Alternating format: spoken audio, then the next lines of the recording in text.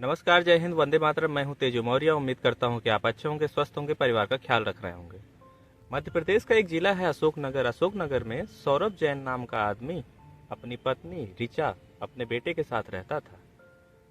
वो अपने माँ बाप से अलग रहता था, लेकिन उसकी अपने माँ बाप से डेली बात हो जाया करती थी। अचानक से एक दिन सौरभ जैन अपने पूरे परिवार के साथ गायब हो जाता है। न सौरभ को पता चलता है, न उसकी पत्नी का, न उसके बेटे का। सौरभ के माँ बाप सौरभ को फ़ोन लगाते हैं, उसका मोबाइल नंबर स्विच ऑफ आता है। कुछ समय बाद वो अपनी बहू को फ़ोन लगाते हैं, उसका भी नंबर स्विच ऑफ आता है। इसके बाद सौरभ के माँ बाप बहुत परेशान होते हैं। वो अपने दोस्तों और रिश्तेदारों में पता करते हैं, लेकिन उसका कुछ भी पता नहीं चलता। अब धीरे धीरे समय बीतता है, 1 दिन 2 दिन। इसके बाद माँ बाप पुलिस स्टेशन पहुँचते हैं और अपने बेटे, अपने बहू और पोते की गुमशुदगी की रिपोर्ट दर्ज कराते हैं। पुलिस यह रिपोर्ट दर्ज करती है। इसके बाद समय बीत रहा होता है, लेकिन सौरभ के माँ बाप उसे ढूंढते रहते हैं, लेकिन उसका कुछ भी पता नहीं चलता रहता है। फरवरी 2023 में ये लोग गुम हुए थे। अब जून आ जाता है। एक दिन ऋचा अचानक से अपने बेटे के स्कूल पहुंचती है और कहती है कि मुझे अपने बेटे का ट्रांसफ़र सर्टिफिकेट चाहिए, और साथ ही साथ बताती है उसके पति की मौत एक सड़क हादसे में हो गई थी। इसके बाद वो लोग ये शहर छोड़कर चले गए। स्कूल वाले जब ये सुनते हैं तो कहते हैं कि सर, सर्टिफिकेट बनने में थोड़ा समय लगेगा, आप कल आ जाना, कल आपको मिल जाएगा।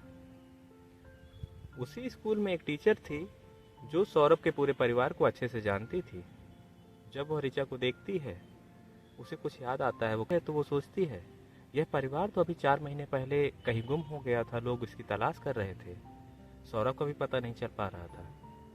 उसे यह मामला थोड़ा अजीब सा लगता है कि सौरभ की मौत हो गई और किसी को कुछ पता भी नहीं, और ये लोग गायब हैं।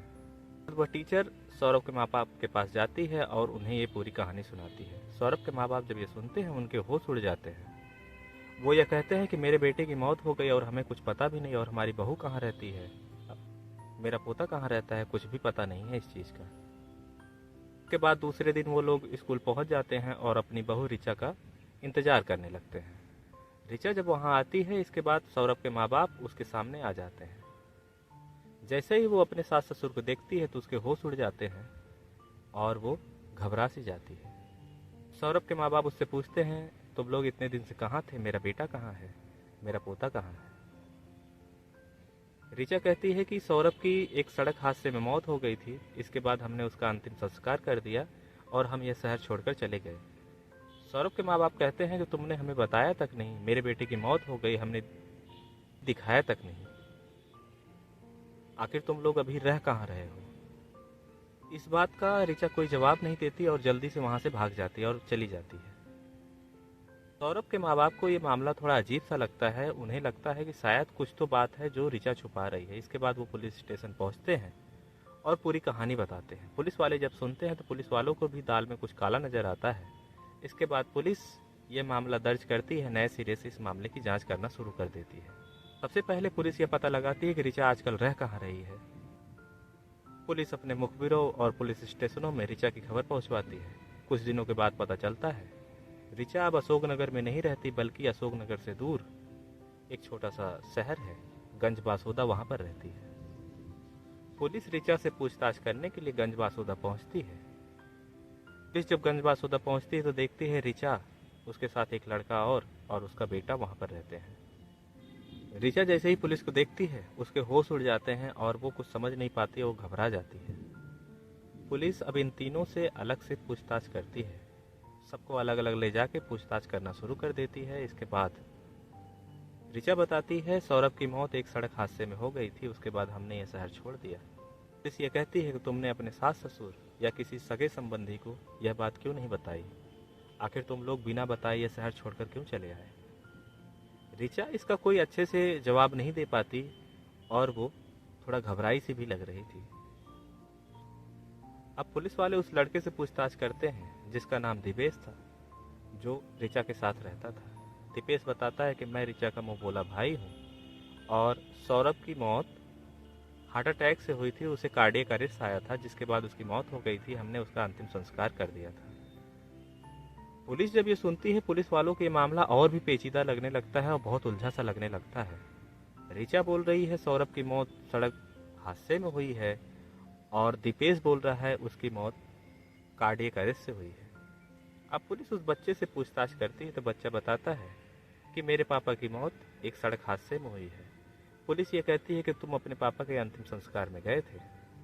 लड़का कहता है नहीं। पुलिस उस बच्चे से पूछती है यह बात तुम्हें किसने बताई? तो वो कहता है मुझे यह बात दीपेश मामा और मेरी मम्मी ने बताया है। पुलिस दीपेश और ऋचा से थोड़ी सख्ती करती है और इनसे पूछताछ करती है।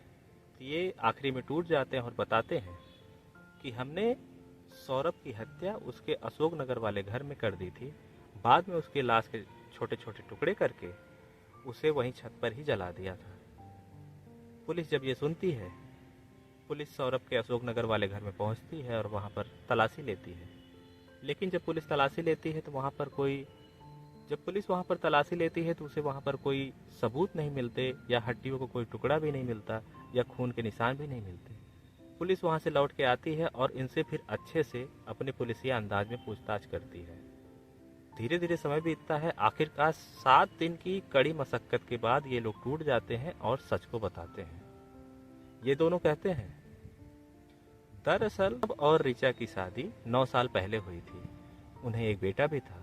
लेकिन इसी बीच ऋचा की फेसबुक पर दीपेश से दोस्ती हो जाती है। दोस्ती प्यार में बदलती है और दोनों साथ में रहने लगते हैं और सौरभ भी साथ में रहता था। ने सबको बता रखा था दीपेश उसका मुंह बोला भाई है।